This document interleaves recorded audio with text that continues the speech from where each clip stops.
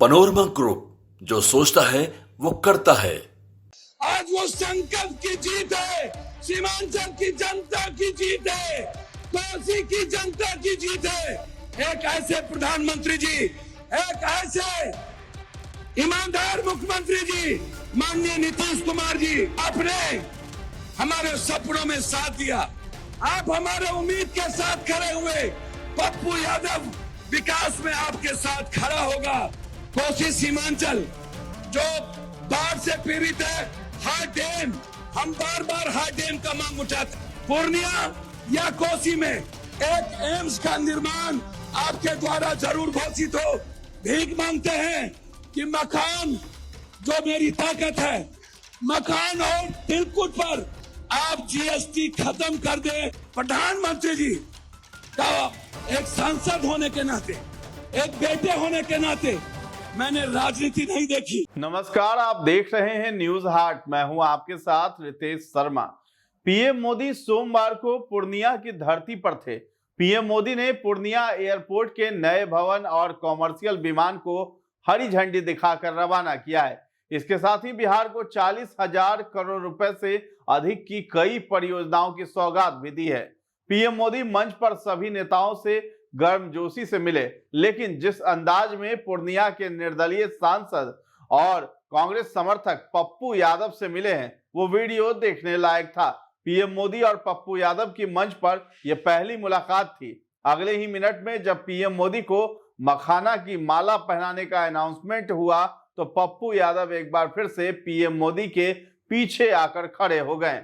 पप्पू यादव पूर्णिया के सांसद होने के नाते मंच पर उनकी उपस्थिति बनती ही है और ये प्रोटोकॉल भी है, लेकिन जिस अंदाज में वो पीएम मोदी से मिले, उससे कांग्रेस खेमे में बेचैनी हो सकती है। खासकर राहुल गांधी और प्रियंका गांधी अगर ये वीडियो देख रहे होंगे तो वे जरूर पप्पू यादव के बारे में सोच रहे होंगे। वहीं पूर्णिया से निर्दलीय सांसद पप्पू यादव ने कहा है कि मेरा हवाई अड्डा और रेलवे को जोड़ने का संकल्प था, मैंने वो वादा पूरा किया। अब मैंने एक हाईटेक अंतरराष्ट्रीय हवाई अड्डे का आग्रह किया है।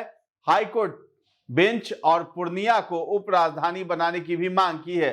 मखाना और तिलकुट से जीएसटी खत्म करने का आग्रह किया है। एम्स और एक बांध बनाने का भी आग्रह किया है। सीमांचल की और कोसी की जनता की ये जीत है। सांसद ने पूर्णिया और कोसी क्षेत्र की भावी जरूरतों को ध्यान में रखते हुए एम्स अस्पताल, इंटरनेशनल क्रिकेट स्टेडियम और हाईकोर्ट बेंच की स्थापना की भी मांग रखी है। उन्होंने कहा है कि इन संस्थानों के आने से न सिर्फ स्वास्थ्य और न्याय व्यवस्था मजबूत होगी, बल्कि खेल और रोजगार के अवसर भी मिलेंगे। पप्पू यादव ने यह भी कहा है कि उनका सपना है कि पूर्णिया को आईटी और व्यापार का हब बनाया जाए। जिस तरह बेंगलोर और हैदराबाद को दुनिया आईटी के लिए जानती है, उसी तरह आने वाले समय में पूरा विश्व पूर्णिया को विकास और अवसरों की धरती के रूप में देखेगा। सांसद ने पूर्णिया की जनता का आभार प्रकट करते हुए कहा है कि ये उनकी भागीदारी, संघर्ष और आशीर्वाद का ही परिणाम है कि आज वंदे भारत और अमृत भारत ट्रेन की शुरुआत संभव हो पाई है। उन्होंने कहा है कि ये ट्रेन सिर्फ परिवहन का साधन नहीं, बल्कि सीमांचल और कोसी की जीत और आत्मसम्मान का प्रतीक है। संजय सिंह, राजेश यादव, दिवाकर चौधरी, कुमार दिवाकर सिंह, दीपंकर चटर्जी, समीउल्लाह, सूड यादव, मंटू यादव, अरुण यादव, सुमित, करण, डॉक्टर जावेद, मोहम्मद अरशद अली, सोनू सहित सभी लोग मंच पर मौजूद दिखाई दे रहे थे। प्रणाम, गोर लागे छिए तोरा सबके, पैर छू के प्रणाम करे छिए। सब लोग ठीक छो? यहाँ उपस्थित है हमारे सभी नेता। पहले हम आपका आभार प्रकट करेंगे जो मेरी माँ बहनें यहाँ पर बैठी हैं, क्रांतिवीर, कर्मवीर जो युवा साथी हैं यहाँ, और जो इतिहास है मेरा। मैं एक बात आपको बता दूं, मैं सिर्फ सीमांचल और कोसी के विकास के लिए आज जो यहाँ बहुत हमारे माननीय मंत्री जी लोग, जो वरिष्ठ मिनिस्टर हैं, हमारे जीतन बाबू यहाँ पर मौजूद हैं, जो हमारे लिए पिता की तरह है, चिराग पासवान जी जो मेरे बहुत ही करीब, रामविलास जी मेरे साथ बहुत करीब थे, मैं गिरिराज जी का, सभी लोगों का, माननीय सांसद, माननीय बिहार सरकार के मंत्री, माननीय विधायक, और माननीय विधान पार्षद और यहाँ उपस्थित इस सीमांचल और कोसी की आवाज, एक जिन्होंने संघर्ष किया, जिन्होंने जिद था, जिनके भीतर जुनून था एक परिवर्तन का, और वो संकल्प लिया गया था। आज वो संकल्प की जीत है, सीमांचल की जनता की जीत है, कोसी की जनता की जीत है।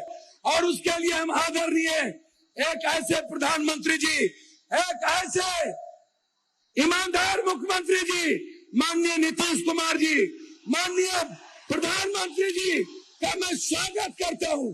मैं धन्यवाद देता हूं दिल के गहराइयों से कि आपने हमारे सपनों में साथ दिया, आप हमारे उम्मीद के साथ खड़े हुए और आप हमारे विश्वास की ताकत बने। आपका अभिवादन, आपका अभिनंदन। जब जब विकास में आप सहयोग करेंगे, पप्पू यादव विकास में आपके साथ खड़ा होगा, ये मैं आपको वादा करता हूं। मैं सिर्फ 4 बात कहना चाहूंगा। एक, माननीय दिलीप बाबू, आप नायक हैं, आप नेतृत्व कर रहे हैं, आप पर गर्व है हमें। मैं सिर्फ इतना कहना चाहूंगा, हम 5 चीज का डिमांड करना चाहेंगे। माननीय मंत्री और पूरा बिहार सरकार, पूरा भारत सरकार यहाँ पर मौजूद है। नित्यानंद बाबू से भी बहुत उम्मीद है, हमें अपेक्षा है कि नित्यानंद बाबू हमारी बात को सुनेंगे। एक आग्रह है कि आप कोसी सीमांचल जो बाढ़ से पीड़ित है, हाई डैम, हम बार बार हाई डैम का मांग उठाते हैं। आप इस कोसी सीमांचल के बाढ़ से मुक्ति के लिए हाई डैम पर, नित्यानंद बाबू आपकी ताकत है, आप होम मिनिस्टर हैं, हाई डैम कई बार आप बोल चुके हैं, हम हाई डैम आपसे डिमांड करेंगे। नित्यानंद जी और हमारे केंद्रीय मंत्री जी से आग्रह करेंगे कि हम चाहते कि हम सिर्फ विकास चाहते हैं। कोसी सीमांचल हमेशा दूर रहा है, इसीलिए मैं आपसे आग्रह करना चाहूंगा, पूर्णिया या कोसी में एक एम्स का निर्माण आपके द्वारा जरूर घोषित हो। यह सीमांचल की जनता एक एम्स चाहती है, ये मैं आपसे चाहूंगा। तीसरी चीज आपसे मैं चाहूंगा, पूर्णिया उपराजधानी बने, पूर्णिया हाईकोर्ट बेंच बने, ये पूर्णिया की जनता चाहती है। मैं बहुत डिमांड नहीं करूंगा, लेकिन यह हमें गर्व होगा कि आप सब लोग इस पूर्णिया की जनता की आवाज के सहयोग बने। मैं इन्हीं शब्दों के साथ एक आग्रह करूंगा आपसे कि पूर्णिया में एक इंटरनेशनल स्टेडियम की घोषणा हो, एक ऐसा स्टेडियम जो भारत में आके खेले। मैं इन्हीं शब्दों के साथ मैं पुनः आपसे यह आग्रह करते हुए कि आपने मखान पर और तिलकुट पर 18% और मखान पर अब 5% आपने जीएसटी लगाया है। भीख मांगते हैं कि मखान जो मेरी ताकत है, आप कम से कम मखान पे 10 फैक्ट्री और मक्का जो हमारी जीवन की ताकत है उस पे 10 फैक्ट्री, मखान और तिलकुट पर आप जीएसटी खत्म कर दे। इन्हीं शब्दों के साथ आपका पुनः पूर्णिया के धरती पर अपने प्रधानमंत्री जी का एक सांसद होने के नाते, एक बेटे होने के नाते, मैंने राजनीति नहीं देखी, मैंने विकास देखा। नीतीश बाबू और प्रधानमंत्री जी का अभिवादन, उन्हें कोटि कोटि धन्यवाद। पूर्णिया की जनता की ओर से उनका अभिवादन, अभिनंदन, स्वागत, बहुत बहुत धन्यवाद।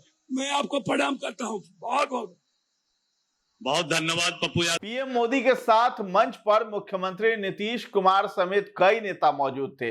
इसी बीच पूर्णिया के सांसद पप्पू यादव ने पीएम मोदी को कान में धीरे से कुछ कहा भी तो ठहाके लगाने लगे थे पीएम मोदी, जिसके बाद सभा में मौजूद लोगों की नजर इस पर टिक गई। पीएम मोदी और पप्पू यादव की एक साथ उपस्थिति ने राजनीतिक हलकों में नई चर्चाओं को भी जन्म दे दिया है। दरअसल वीडियो में दिख रहा है कि पूर्णिया के सांसद पप्पू यादव पीछे वाले लाइन में बैठे हैं। वो कुर्सी से उठकर पीएम मोदी से कुछ कहना चाह रहे थे, मगर पीएम मोदी सीएम नीतीश से बात करने में व्यस्त थे।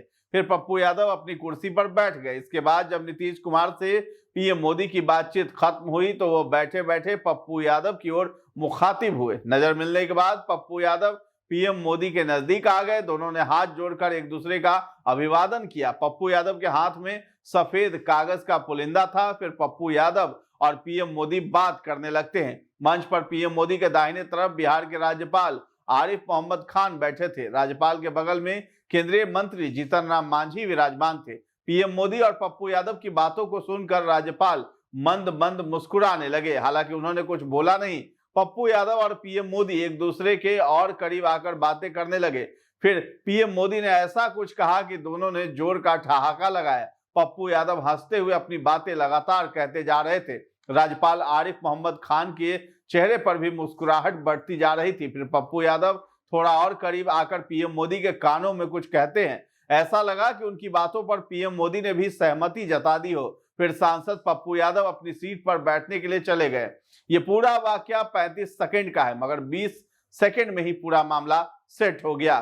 पप्पू यादव ने बाद में मीडिया से कहा है कि मैंने पीएम का विकास की परियोजनाओं के लिए धन्यवाद बोला है। उन्होंने कहा है कि पूर्णिया में कई सारी और चीजों की जरूरत है, जिसमें हाईटेक स्टेडियम प्रमुख है। इसके साथ ही आईटी हब और बाढ़ से बचने के लिए डैम की भी मांग की है। पप्पू यादव ने कहा है कि जो कोई भी विकास करेगा मैं उसके साथ हूं। उन्होंने कहा है कि पीएम ने इस इलाके में विकास का जो काम किया है उसका स्वागत है। आपको बता दें कि बिहार की राजनीति में वैसे तो अक्सर बड़े बड़े मुद्दे सुर्खियां बटोरते हैं, लेकिन इस बार पीएम मोदी के पूर्णिया दौरे पर एक छोटे से वीडियो ने पूरे सियासी खेमे में चर्चा का विषय बना दिया है। मामला पूर्णिया के निर्दलीय सांसद पप्पू यादव और पीएम मोदी की मंच पर हुई मुलाकात का वीडियो।